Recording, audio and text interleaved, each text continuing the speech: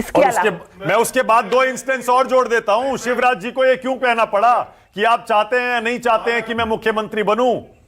शिवराज जी का नाम दूसरी तीसरी लिस्ट में क्यों आया? खैर चलिए, राजीव जी। मैं बात बहुत सही सवाल उन्होंने गुरुप्रकाश जी ने उठाया, मैडम ने जवाब दिया।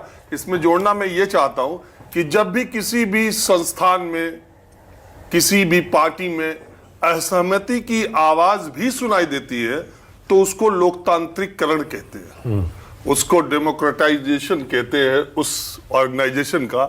इसमें मैं इसलिए भी कहता हूं कि न्यूज 24 चाणक्य ने एमपी में 151 सीटें दी और मैंने व्यक्तिगत तौर पे कहा कि मैं इससे सहमत नहीं हूं और बीजेपी की एमपी में कांग्रेस की सरकार आ सकती। मैंने कहा राजस्थान में बीजेपी की आएगी, तेलंगाना में सुनामी है कांग्रेस की, लेकिन मैं गलत हो गया। मैम को फोन इसलिए भी बंद करना पड़ा कि लोगों ने कहा कि तुम्हारे ही चैनल का एग्जीक्यूटिव एडिटर तो एमपी में कांग्रेस की कह रहा है और जो रोज घूमता है, और टुडे चाणक्य बीजेपी कह रहा है। तो हमें ये आजादी अगर इस संस्थान में बोलने की है कि हम अपना देखा हुआ भी बोलते हैं और लोगों के सामने रखते हैं, तो एक डेमोक्रेटिक और संस्थान में हम हैं, हमें पूरी आजादी है बोलने की। जिन लोगों की आजादी नहीं है उन्हें सोचना चाहिए कि वहां क्या है। बिल्कुल सही। और अगर असहमति की आवाज नहीं आती है। हाँ।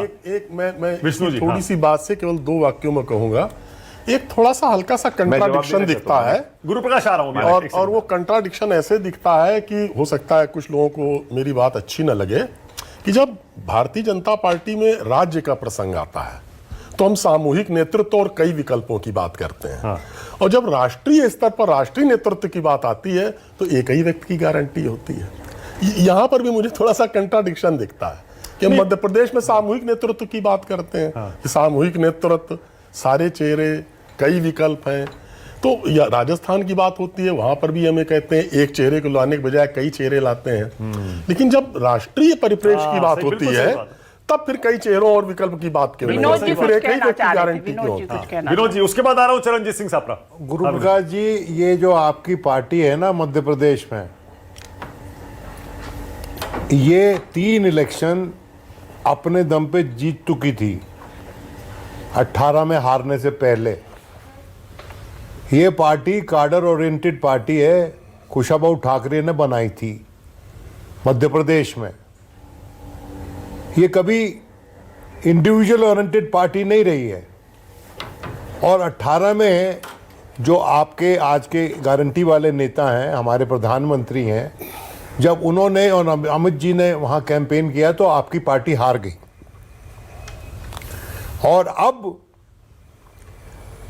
शिवराज जी ने जब मुख्य तौर पे वहाँ कैंपेन किया, शिवराज जी ने इसको अपने आप पे एक रेफरेंडम बना के कैंपेन किया और उस रेफरेंडम पे मोहर लगाई वहाँ की जनता ने।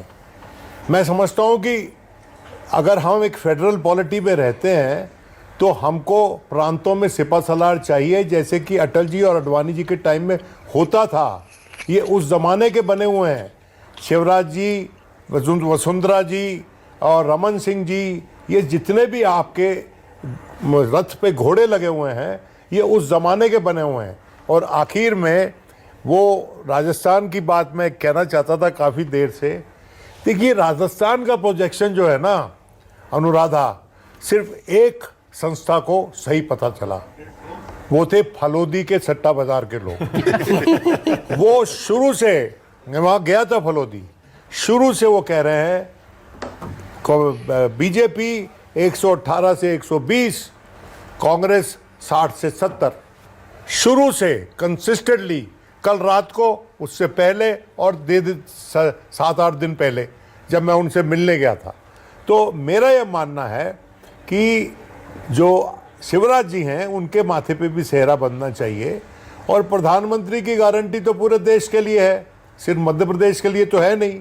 उस गारंटी को कार्यान्वित करने के लिए आपको वहाँ ऐसा चेहरा चाहिए जहाँ की, जो वहाँ की जनता ने चुना है, और वहाँ की जनता ने शिवराज को चुना है। बिल्कुल सही है, प्रांत के लिए। ठीक है,